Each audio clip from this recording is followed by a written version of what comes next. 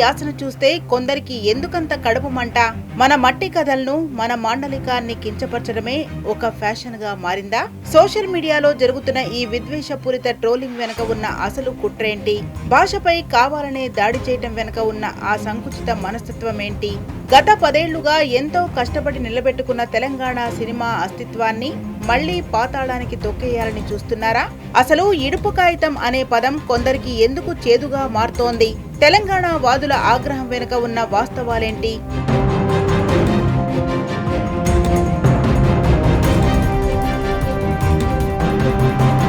Telugu cinema పరిశ్రమలో ఇప్పుడు ఒక కొత్త రకమైన అస్తిత్వ యుద్ధం మొదలైంది. ఒకప్పుడు తెలంగాణ యాస తెరపై కనిపిస్తే అది కేవలం జోకర్లకో, విలన్లకో పరిమితమయ్యేది. కానీ తెలంగాణ రాష్ట్రం ఏర్పడ్డాక మల్లేశం నుంచి బలగం వరకు తెలంగాణ మట్టి కథలు, తెలంగాణ భాష, తెలంగాణ యాస గ్లోబల్ స్థాయికి వెళ్లాయి. అయితే ఇప్పుడు ఇడుపు కాగితం అనే సినిమా టైటిల్ ప్రకటించగానే మళ్లీ ఆ పాత జబ్బు బయటపడింది. ఇప్పుడే మావాడు ఒకడు వచ్చి మా పలుకుబడిని ఇడుపు కాగితం అని పేరు పెడితే ఇంత ఓరోలేంతనమా? ఇవాళకి ఇమిటేషన్ తెలుగే ఉంది సినిమాలలో. ఇమిటేషన్ తెలంగాణ భాషనే తప్ప ఒరిజినల్ తెలంగాణ సౌందర్యం లేదు. తెలంగాణ వాడు ఎట్లా పరాచకం ఆడతాడు, తెలంగాణ వాడు ఎట్లా నవ్వుతాడు, తెలంగాణ వాడు ఎట్లా బాధపడతాడు, ఆ దుఃఖమేంది, ఆ సహజమైన ఆ చిత్రీకరణనే ఇవాళకి లేదు. ఏదో గెట్లా అంటారు, గెట్లా అని ఎవడని అంటాడు ఆ తెలంగాణ? ఎక్కడ గా వస్తుంది? ఆ స్పృహ నీకు లేదు, అది మాకు వస్తుంది. అది నీ అయ్యే జాగిరాని అడుగుడు సులభం. ఎక్కడ గా వస్తుందో కూడా నీకు తెలియదు కదా. గెట్లా అనని ఎక్కడ అంటారు? గెట్లా అననే అనరు అసలు ఎక్కడ కూడా. నువ్వు అటువంటి కృత్రిమమైన తెలంగాణ మాట్లాడుకుంటూ వచ్చి నీ అయ్యే జాగిరా అంటే ఏందన్నట్టు. ఇడుపు కాగితం అనేది తెలంగాణలో దశాబ్దాలుగా వాడుకలో ఉన్న పదం. విడాకులనేది ఒక చట్టబద్ధమైన ప్రక్రియ అయితే ఇడుపు కాగితం అంటే విడిపోయేటప్పుడు రాసుకునే ఒప్పంద పత్రం. ఇది మన సంస్కృతి, మన మాండలికం.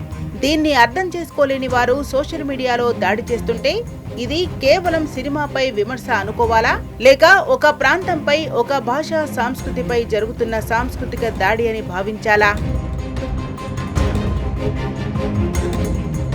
తెలుగు సినిమాకు సబ్ టైటిల్స్ ఏంటి అని అడుగుతున్న వారికి తెలంగాణ సమాజం ఒక ప్రశ్న వేస్తోంది. ప్రపంచవ్యాప్తంగా వస్తున్న కొరియన్, స్పానిష్ సినిమాలను సబ్ టైటిల్స్ తో చూస్తున్నప్పుడు లేని ఇబ్బంది పక్కనే ఉన్న తెలంగాణ మాండలికాన్ని చూస్తున్నప్పుడు ఎందుకొస్తోందని.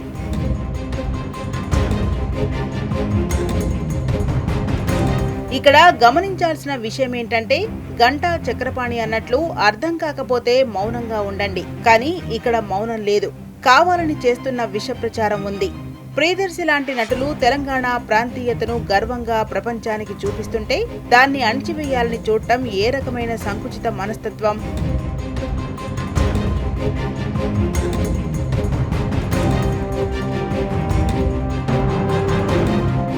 ఇది కేవలం ఒక సినిమా టైటిల్ గొడవ మాత్రమే కాదు. ఇండస్ట్రీలో తెలంగాణ గళం మూగబోతుందా అనే అనుమానాలు కూడా మొదలయ్యాయి. గత 2 ఏళ్లుగా, అంటే కాంగ్రెస్ అధికారంలోకి వచ్చాక ఇండస్ట్రీలో మళ్లీ పాత రోజులు వస్తున్నాయా అనే సందేహాలు కలుగుతున్నాయి. గద్దర్ అవార్డుల దగ్గర నుండి ప్రతి విషయంలోనూ తెలంగాణ వారికి జరుగుతున్న అన్యాయం ఇప్పుడు ఇలాంటి ట్రోలింగ్స్ ద్వారా మరింత స్పష్టమవుతోంది.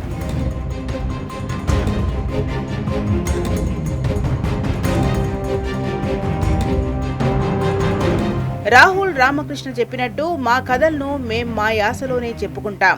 ఇది తెలంగాణ ఆత్మాభిమానానికి సంబంధించిన ప్రశ్న. మన సినిమాలను, మన కళాకారులను, మన యాసను అంగీకరించలేని వారు భవిష్యత్తులో తెలంగాణ అస్తిత్వాన్ని కించపరచాలని చూస్తే దాన్ని తెలంగాణ సమాజం ఏమాత్రం సహించదని స్పష్టం చేస్తున్నారు.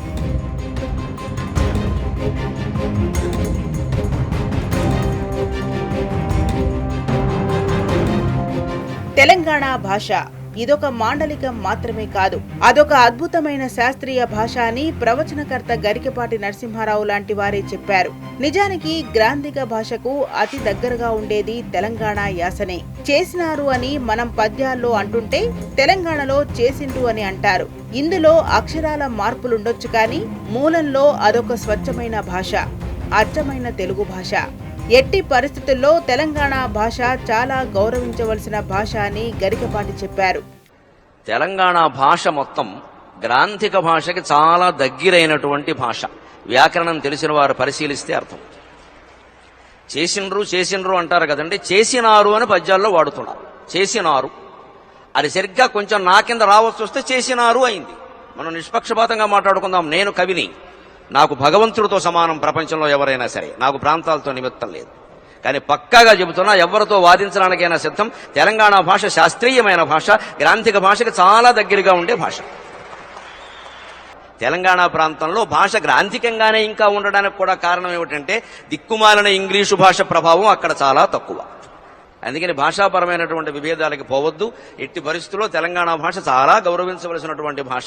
ఒక ప్రాంతం అభివృద్ధి చెందుతున్నప్పుడు దాని కళారూపాలు కూడా ఎదుగుతాయి. దాన్ని అడ్డుకోవడం ఎవరి వల్ల కాదు. ఇడుపు కాగితం కేవలం ఒక సినిమా టైటిల్ కాదు, అది తెలంగాణ సినిమా ఇకపై ఎంత బలంగా ఉండబోతోందో చెప్పే ఒక సంకేతం.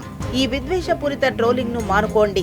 నచ్చితే చూడండి, లేదంటే పక్కకు తప్పుకోండి. కానీ తెలంగాణ యాసను, అస్తిత్వాన్ని కించపరిస్తే మాత్రం సమాధానం చాలా గట్టిగా ఉంటుందని తెలంగాణ వాదులు హెచ్చరిస్తున్నారు.